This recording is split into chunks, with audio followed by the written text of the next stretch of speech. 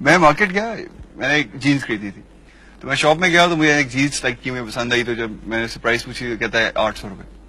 تو جب میں نے والیٹ نکالا پیسے دینے کے لیے تو مجھے کہتا ہے سر آپ صرف 400 روپے دیں. میں کہا وہ کیوں؟ کہتا ہے سر ڈرامے میں آپ ڈسکاؤنٹ دیتے رہے, آج ہماری باری ہے. اب میرے ساتھ کیا ہوئی, میں ادھر گیا بیچ سے ٹیلی فون کرنے, تو جب میں گیا تو مجھ سے آگے ایک لڑکی فون پہ بات کر رہی تھی کسی کے ساتھ, ساتھ میں اس کا بھائی کھڑا تھا.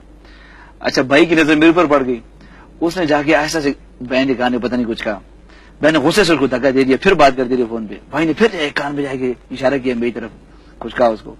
آخر بہن نے غصے سے میری طرف مڑ کے دیکھا, جب اس کی نظر میرے پر پڑ گئی نا, اس نے چیخنا شروع کر دیا فون پہ. فون پہ چیخ کے اس نے مجھے کہا کہ آپ پلیز آ کے بات کر لیں فون پہ, میں جس سے بات کر رہی ہوں. میں نے فون لیا, میں نے بات شروع کی, اس کی وہ اپنی والدہ سے بات کر رہی تھی. اس کی والدہ نے جو میرے سر بات شروع کی تو آدھا گھنٹہ میرے سر بات کرتی رہی, اور کال کدھر کی تھی, کراچی کی. وہ میرے سر بات کرتی رہی, اور جو ہے نا وہ جو بھائی کھڑا تھا اس نے بل پے کرنا تھا, اسے پسینے آئے نا. اس سے پہلے کہ ہم آپ سے رخصت ہوں, میں آپ کو بتانا چاہتا ہوں الفا بریوو چارلی کی ایک ایسی بات جو شاید ہی کسی اور ڈرامے میں ہوئی ہو. وہ یہ کہ اس کی مین کاسٹ یعنی میری, فراز کی, شہناز کی اور قاسم کی شادیاں اسی سیریل کے دوران ہوئی. جب اس آخری پروگرام کی بات چلی تو شعیب بھائی نے کہا کہ آپ تینوں اپنی بیویاں اور شہناز اپنے ہسبینڈ کو ساتھ لے کے آئے. ہم نے کہا کہ جی گھر والوں سے پوچھ کے بتاتے ہیں. فراز کو تو فوراً اجازت مل گئی, اس لیے مریم بھابھی اس کے ساتھ بیٹھی ہیں.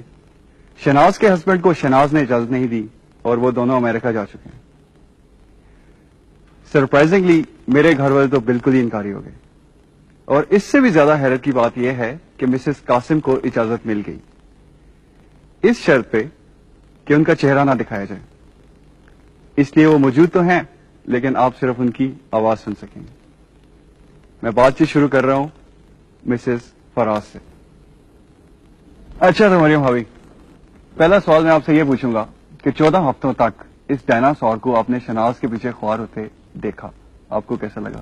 بہت اچھا لگتا تھا. ٹھیک ہے کہہ رہی ہوں. ٹھیک کہہ رہی ہوں, بلکہ میں تو یہی چاہوں گی ہر لڑکی آپ کے ساتھ ایسا ہی سلوک کرے تاکہ آپ کو میری قدر آئے.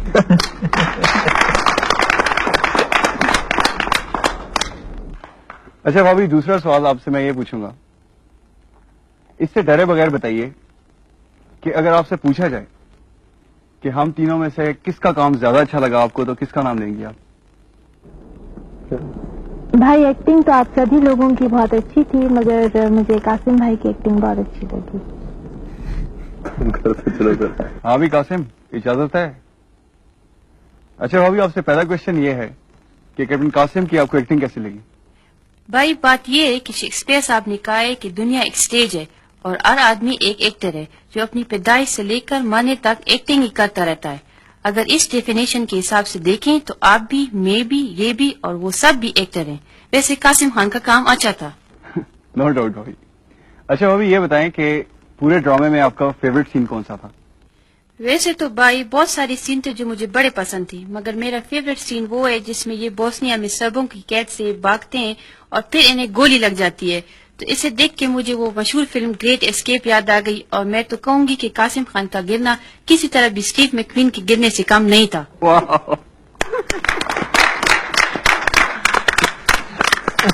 بھابھی ٹھیک کہا آپ نے. بھابھی کے اس معصوم سے کمپیریزن کے ساتھ ہم آپ سے اجازت لیں گے, لیکن اس سے پہلے ایک چھوٹی سی بات. شعیب بھائی کے کام بھی بڑے عجیب ہیں. سنہرے دن میں ہم تینوں کے ساتھ سلیم شیخ بھی تھا. جب الفا بریوو چارلی شروع ہوا تو سلیم شیخ کو او ایس ٹی بنا کے لالی ووڈ بھجوا دیا, اور اس کے بہانے نیری اور اس کے پورے خاندان سے جان چھڑا لی. ابھی پچھلے 3-4 ہفتوں میں جو آپ نے کیپٹن گلشیر کے 3-4 جنازے اٹینڈ کیے ہیں, ان کی لپیٹ میں نہ صرف گلشیر آیا بلکہ شہناز, آہو, آنٹی وغیرہ سب فارغ ہو گئے. گویا 4 چوہے شکار پہ نکلے تھے, اب 2 رہ گئے, یعنی میں اور فراز. اگر الفا بریوو چارلی کا کوئی سیکول بنا تو ہم دونوں سے تو شاید آپ کی ملاقات ہو جائے. کیپٹن گلشیر کو آپ دل بھر کے دیکھ لیں, اس کے بعد وہ آپ کو نظر نہیں آئے گا. خدا حافظ.